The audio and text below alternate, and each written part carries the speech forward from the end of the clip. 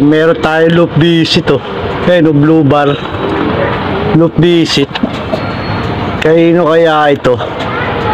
Try natin makapasok para makita natin yung ring. Para masabi sa inyo. Ayun, loop visit yan oh. Blue bar. Hindi ko alam kanina kasi nagpakawala ako ng mga barako.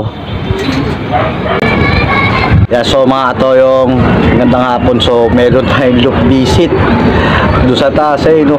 Ayan guys, mukhang bababa siya yun. Yun blue bar.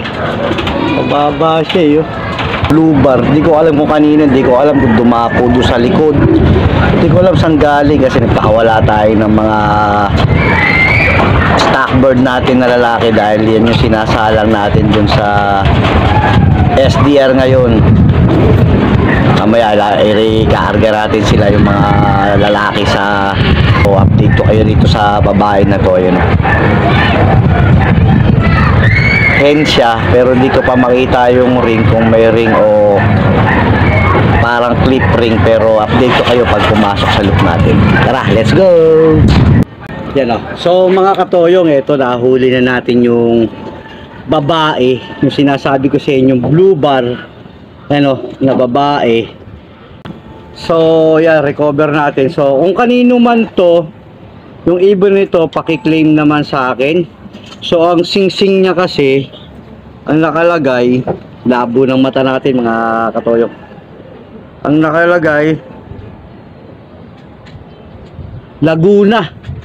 Yan o, kung makikita nyo, yan o. Kung makikita nyo ang sings, kita ba? Di kita. Basta nakalagay dito, Laguna. Tapos may serial number ng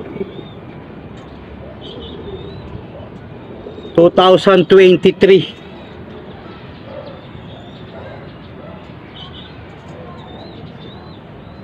Taga Laguna. So taga Laguna, kung kaninong ibon to sa mga taga Laguna dyan, shoutout sa inyo lahat mga tropang kalapatits. So ito, pumasok sa loop natin hapon na. So nahuli na natin siya, pero pagpatokaan na rin tayo kasi maglo-load tayo ngayon sa ARPC.